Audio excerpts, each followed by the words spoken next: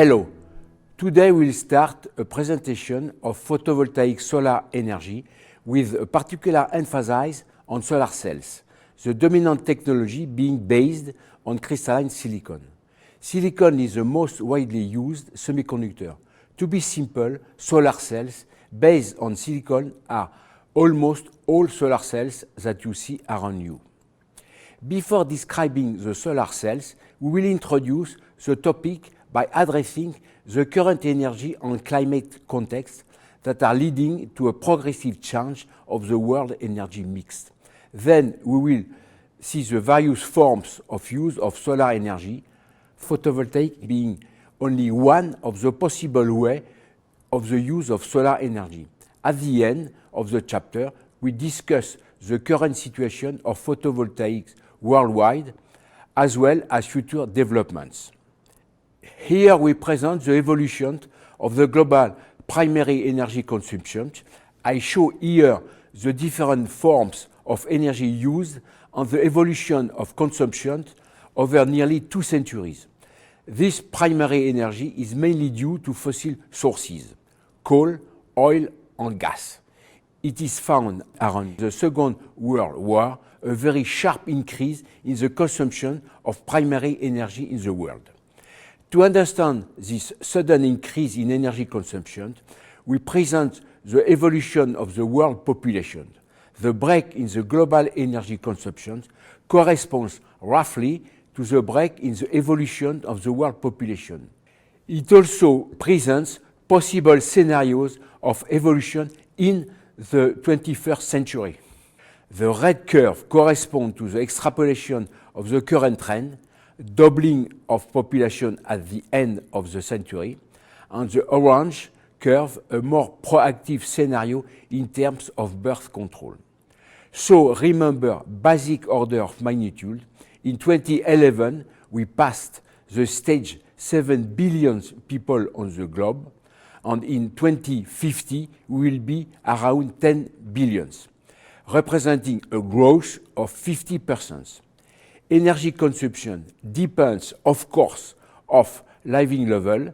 It is higher per capita in developed countries than in developing countries of Africa and Asia. But at the first order, energy consumption follows the evolution of the world population.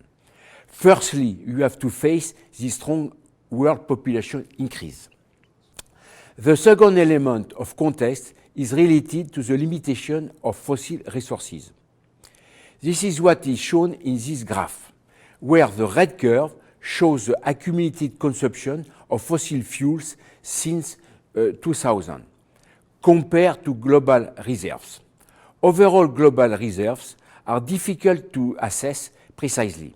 For example, in the case of conventional oil, they can be evaluated to 40-50 years, given the current level of consumption.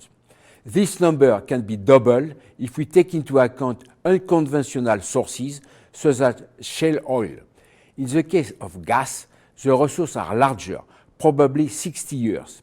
It should also take account of shale gas, which is not known with great precision. For coal, one gets about 2 centuries for resource evaluations. The cumulative consumption curve seen here that lies between the two extremes for 2050.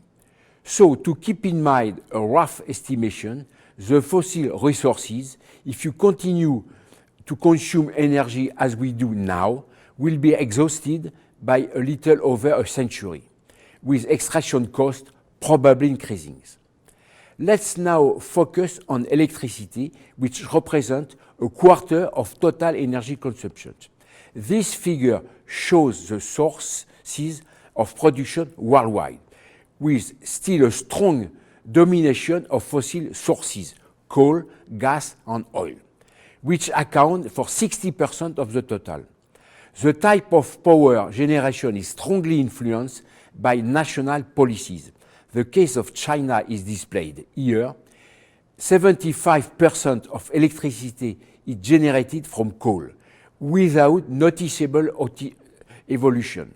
This feature explains the effect of pollution well known in China.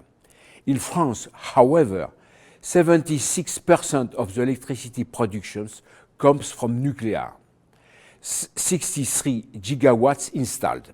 In contrast, in the US, the production is better balanced. Coal accounts for nearly half, gas and nuclear roughly representing the other half. However, the worldwide energy mix is changing, as revealed by these figures. Indeed, the electricity sources added in 2017 are dominated by wind and solar capacities and much more than coal, gas and nuclear. In the next seconds, we will discuss the climate context. Thank you.